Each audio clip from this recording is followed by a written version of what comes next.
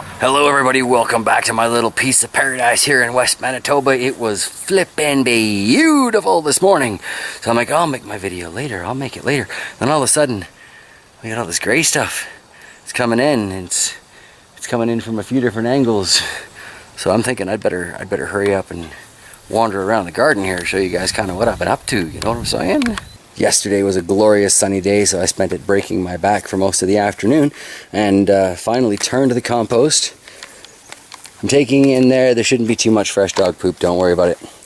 But I was worried that this stuff wasn't really decomposing very well, because like when I tested a few different spots, I wasn't really seeing much breakdown. But when I started really diving into it, and you can see kind of, here's the line where the trailer used to be, and then all of this is, you know, moved compost because it got moved back here. I got this fence, it was sitting in the back. We asked about it 3 years ago when we first got here, and it was waiting for somebody to come by the next summer. We've given a few extra summers. It's my compost fence now, but it looks so much better. And Shocks and I were commenting, there's been a lot of chicken talk lately, but we were commenting yesterday, looking at it, so you know, that just needs a couple chickens sitting on there. And there's enough green matter and stuff in here that probably get some good eats off of that.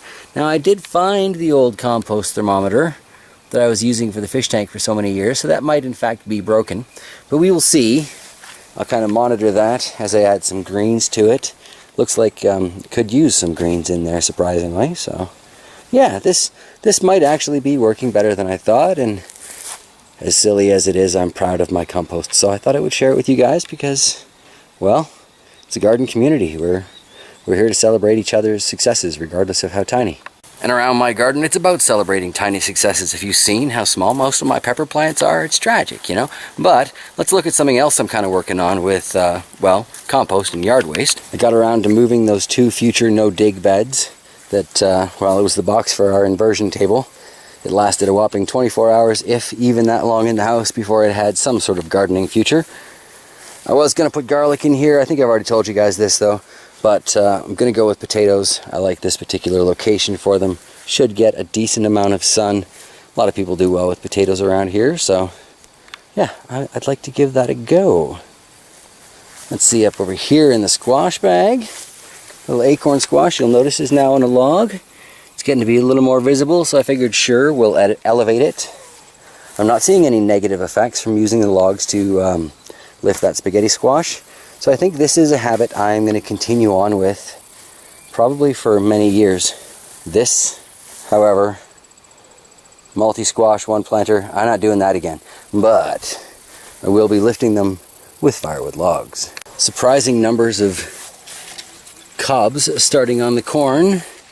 I mean, it's only surprising to me because it's any, and you guys have been following along with me fairly faithfully, most of you, through my adventures out here in Manitoba gardening, and it's been it's been a sick, sad joke.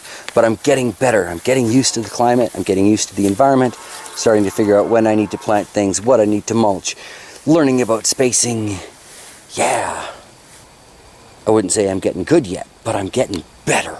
And that's what it's all about, you know. Gardening in general is about every year you try something new, you try a new plant, or you try a new method, or whatever. And it's one of the neighbors driving by.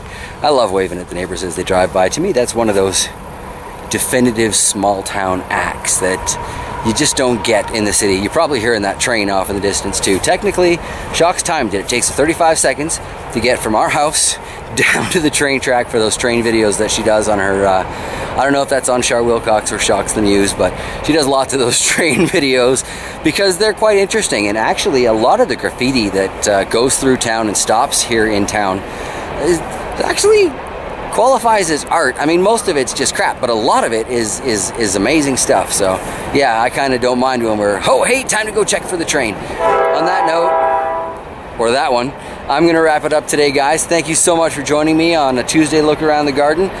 Tomorrow we will take a look at the aquaponics because it's supposed to be a cooker, so I'd rather spend that kind of temperature time in the basement. You know what I'm saying? All right, take care, everybody.